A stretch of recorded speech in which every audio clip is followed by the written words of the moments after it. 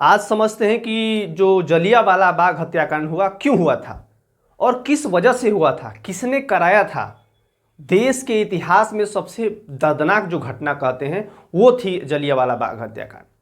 इससे संबंधित जो प्रश्न बनते हैं वो आपको इस वीडियो में समझेंगे और आप इस वीडियो में ये समझेंगे कि आपको वास्तव में अंग्रेज कितने बुरे थे और इससे संबंधित जो भी प्रश्न है आपको एकदम 100% क्लियर हो जाएगा। यह बात ध्यान रखिए।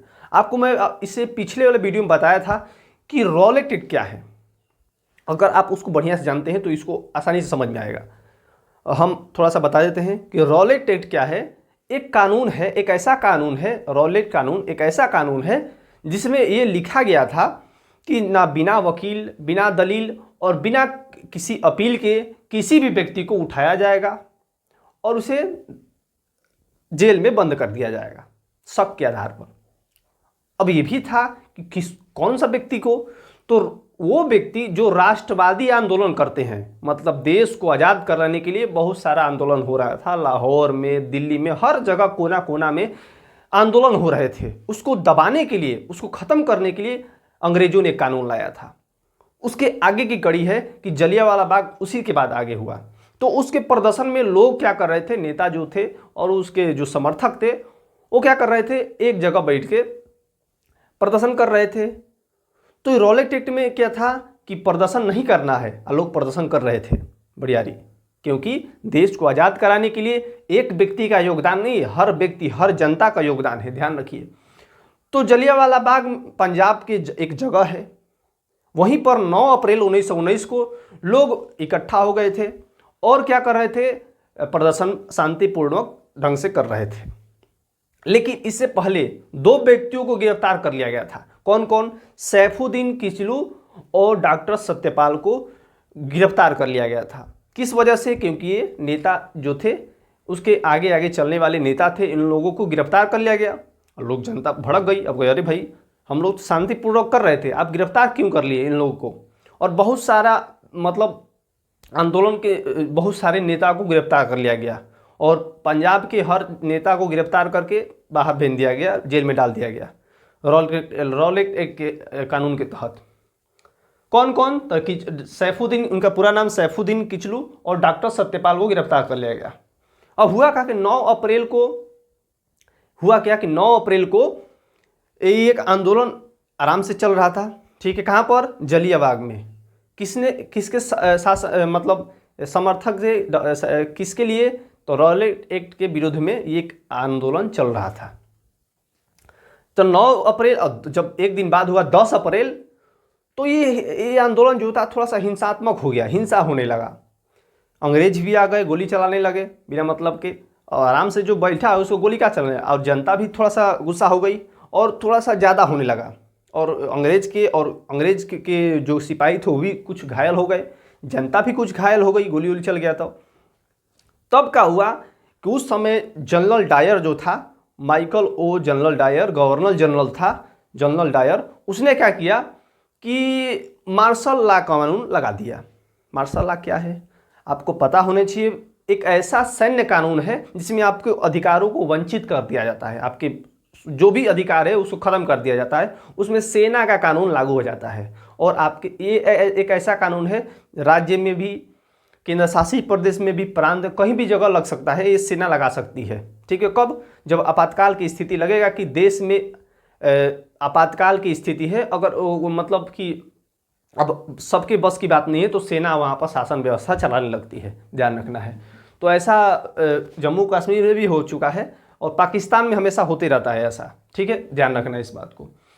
तो 10 अप्रैल 1919 को हिंसा होने लगा। हिंसा में 2 कानून पास किए गए। कौन कौन कानून? एक में कानून में लिखा गया था, उन कानूनों में लिखा गया था, ये पारित जब हो गया, ब्रिटिश सरकार ने पारित कर दिया जनरल ने, तो उसमें लिखा गया था कि देखिए, कोई भी व्यक्ति एक शहर से अगर दूसरे शहर जा रहा है तो आपको बिना पास के, बिना भी किसी पहचान के आप एक शहर से दूसरे शहर नहीं जा सकते। उस कानून में पहला बात।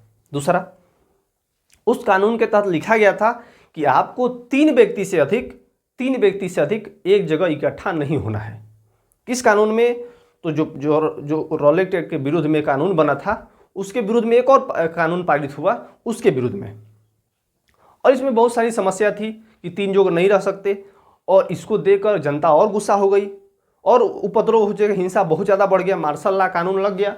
ठीक है, उस समय ब्रिटिश सरकार ने निपटाने के लिए इसको कि बड़ी जल्दी शांत करो इसको, एक जनरल डायर था Michael, lieutenant governor general Michael O Dyer, General Dyer आसानी से कह सकते हैं इसको, जनरल डायर को इसको निपटाने के लिए भेज दिया गया। अब जनरल डायर जो था, ध्यान रखिए, एक ऐसा व्यक्ति, एक ऐसा समझिए कि एक ऐसा जनरल जिसने ये आदेश दे दिया कि 13 अप्रैल को आदेश दे दिया कि कोई भी व्यक्ति अगर प्रदर्शन करते हुए नजर आ गया उसको सीधे गोली मार दो, ये आदेश दे दिया। मतलब गोली मारने का आदेश किसने दिया था? तो जनरल माइकल और जनरल डायर ने दिया था। तो जो 13 अप्रैल को कहा था, तो 13 अप्रैल दिन आया, उस समय बैसाखी का दिन था। लोग अपना बैसाखी पर्व जो है पंजाब में मनाया जाता है, उसको मनाने के लिए जलियांवाला बाग जो पंजाब का जगह है वहाँ पर चले गए लोग। जब चले गए तो हुआ था कि कुछ लोग नहीं जानते थे कि कानून कौन सा पारित हुआ। आम जनता क्या जानती है, उस समय इंटरनेट थोड़ी ना था कि लोग जानते हो कि हाँ भाई हाँ ये कानून पारित हो गया, इसको क्या करना है, ये होगा।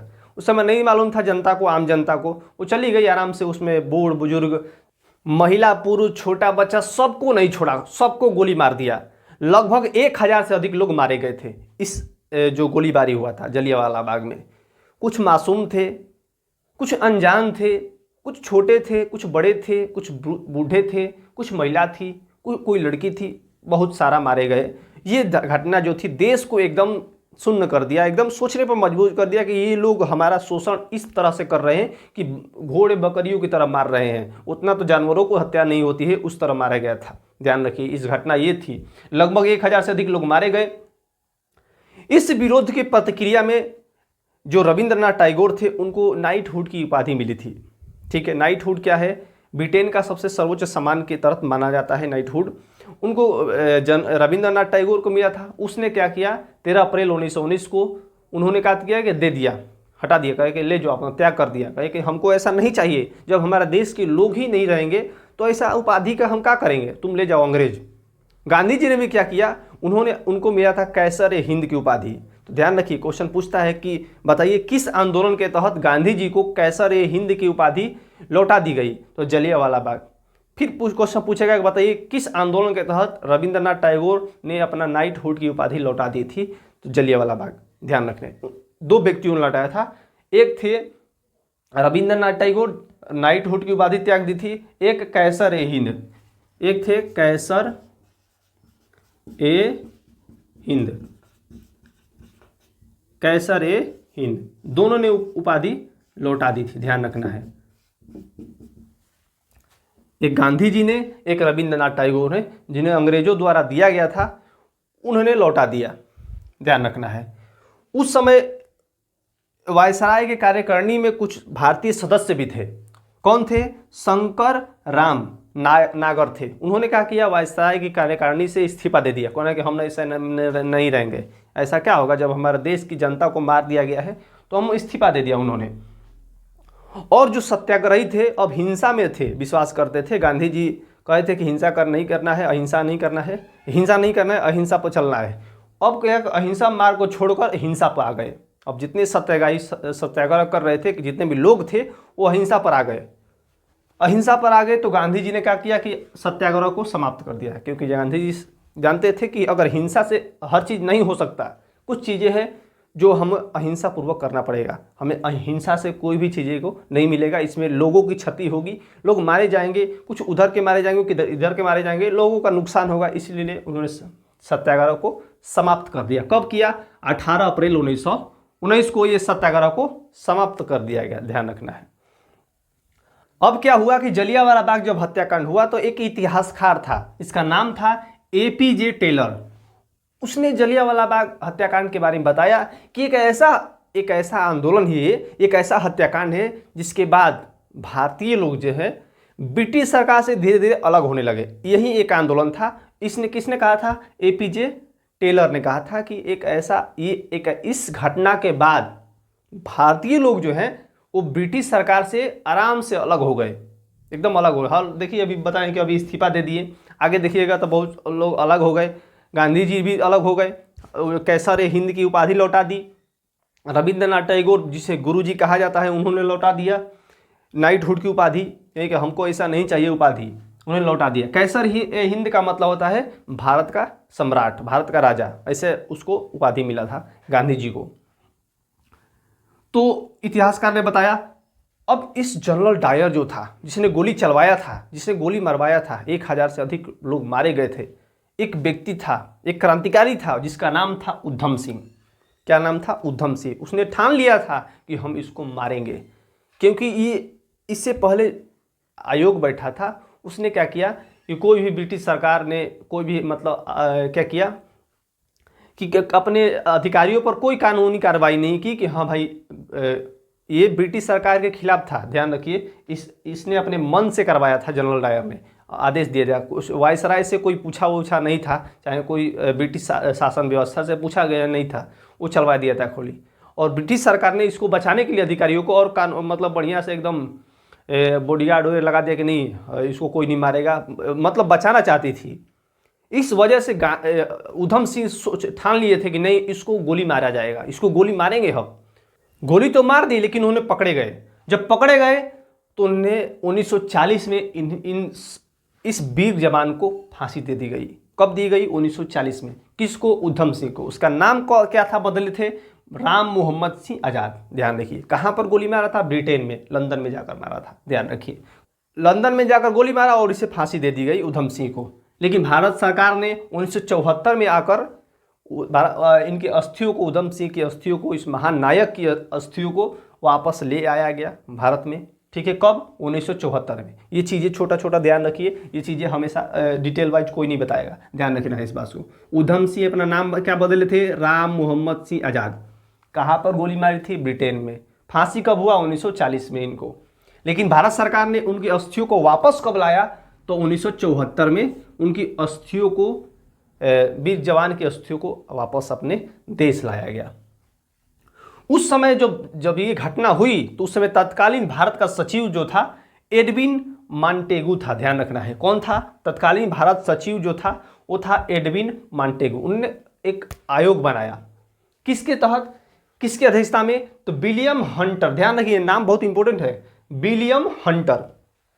इनकी अध्यक्षता में एक कानून बना, एक कमीशन बनाया, जिसे देखिए इन्हीं के नाम पर विलियम हंटर कमीशन बनाया गया। कब बनाया गया? तो 14 अक्टूबर 1919 को। अब से अध्यक्षता में किसके? विलियम हंटर के। उसमें भारत सचिव कौन थे? एडविन मॉन्टेगू थे। उनकी अध्यक्षता में एक कानून बनाया गया, एक कमीशन बनाया गया जिसका नाम था हंटर कमीशन। एक आयोग बनाया गया जिसका नाम था हंटर कमीशन। कब बनाया गया? 14 अक्टूबर 1919 को बनाया गया। ठीक है, अगर इसका पूछेगा इसका आधिकारिक नाम क्या है, हंटर कमीशन का आधिकारिक नाम क्या है, तो इसका नाम है डिसऑर्डर इंक्वायरी कमेटी। ध्यान रखिए, ये कमेटी बनाई गई थी, हंटर कमीशन बनाई गई थी कहाँ कहाँ पर जांच करने के लिए? बम्बे उस समय मुंबई नहीं था, बम्बे था, दिल्ली और पंजाब। जो भी इसमें घटना हुई थी उसको जांच करने के लिए हंटर कमीशन का गठन किया गया था। ध्यान रखना है। तो हंटर कमीशन ने जांच अपना बैठाया और जांच दिया। ठीक है, ध्यान रखना है। इसमें कुछ भारतीय सदस्य भी थे, भारतीय लोग भी थे। कितने थे? 3 गो थे। तो आपसे क्वेश्चन पूछेगा, बताइए हंटर कमीशन में भारतीय सदस्य कितने थे? 3 थे। कौन कौन? ध्यान रखना है। एगो थे चिम्मनलाल हरिलाल शीतलवाड़। अब से चिम्मनलाल हरिलाल शीतलवाड़ पहला। दूसरा पंडित जगत नारायण थे। तीसरा सरदार साहिबजादा सुल्तान अहमद खान थे। 3 व्यक्ति थे जिन्होंने इस हंटर कमीशन के सदस्य थे। कौन? भारतीय पूछता है, देखिए ध्यान रखना है, ऑप्शन में ऐसा दे देगा। एग्जाम के दृष्टि से पढ़ते हैं तो आपको एक एक बिंदु का पता होना चाहिए, आपको याद होना चाहिए, तभी आप एग्जाम के दृष्टि से पढ़ पाइएगा। और अब क्या हुआ कि जो इसके बाद जो हंटर कमीशन बैठा, इसके बाद क्या हुआ? इसके बाद जो हुआ था, देखिए ध्यान से, कि इनमें भारतीय सदस्य भी थे और एक आधिकारिक रूप से अधिकारियों को सुरक्षा करने के लिए एक क्षतिपूर्ति अधिनियम भी ला दिया ब्रिटिश सरकार ने कि हो सकता है कि ये जो कारनामा हुआ है, जो घटना हुई है, इसके तहत भारतीय अधिकारियों को मार ना दे, इसके लिए एक अधिनियम बनाया गया, क्षतिपूर्ति अधिनियम। इसके तहत अधिकारियों को सुरक्षा प्रदान किया गया, अधिक मात्रा में सुरक्षा दिया गया कि कोई मार न दे उसको। और जनरल डायर भाग गया था लंदन में, ब्रिटेन में। इसका अन्य नाम तो व्हाइट वॉशिंग बिल के नाम से भी इसे जाना जाता है। इसे इंडेमनिटी एक्ट के नाम से भी जाना जाता है, ध्यान रखना है, ये 3 नाम से जाना जाता है।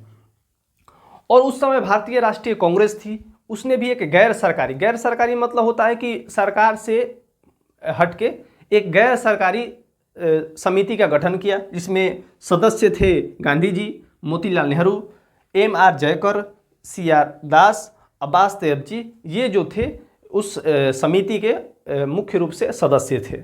उसने भी गठन किया, उसने भी अपना रिपोर्ट लाया और देखा कि ये जो भी घटना हुई है ये एक शर्मसार करने देने वाली है और देश को एकदम कह सकते हैं कि बहुत दुखी कर देने वाली ये घटना थी, ध्यान रखना है। तो इससे संबंधित ये प्रश्न बनते हैं, ध्यान रखना है। आपको ये ध्यान रखना है कि जलियांवाला बाग हत्याकांड कब हुआ? 13 अप्रैल 1919 को। इसमें कौन सा कमीशन का गठन किया गया था? Hunter commission. हंटर कमीशन के अध्यक्ष कौन थे? विलियम हंटर थे। उस समय भारत का सचिव कौन था? तो एडविन मांटेगू था, ध्यान रखना इस बात को। कौन कौन 2 व्यक्ति ने अपना इस्तीफा अपना पद लौटा दिया था, मतलब उनको उपाधि जो मिला था वो लौटा दिए थे? कौन कौन? एक गांधी जी और एक रविंद्रनाथ टैगोर। गांधी जी ने कैसर ए हिंद की उपाधि, जिसका अर्थ होता है भारत का सम्राट। और नाइटहुड का मतलब होता है, देखिए भारत का ब्रिटिश साम्राज्य का मतलब ब्रिटिश का एक सर्वोच्च सम्मान है नाइटहुड। उन्हें उपाधि मिला था रविंद्रनाथ टैगोर को, जिन्होंने लौटा दिया था, ध्यान रखना है। किसने वायसराय की कार्यकारिणी से इस्तीफा दे दिया? तो शंकर राम नागर ने, ध्यान रखना, इस्तीफा दे दिया। अब पूछेगा ये सत्याग्रह कब समाप्त हो गया?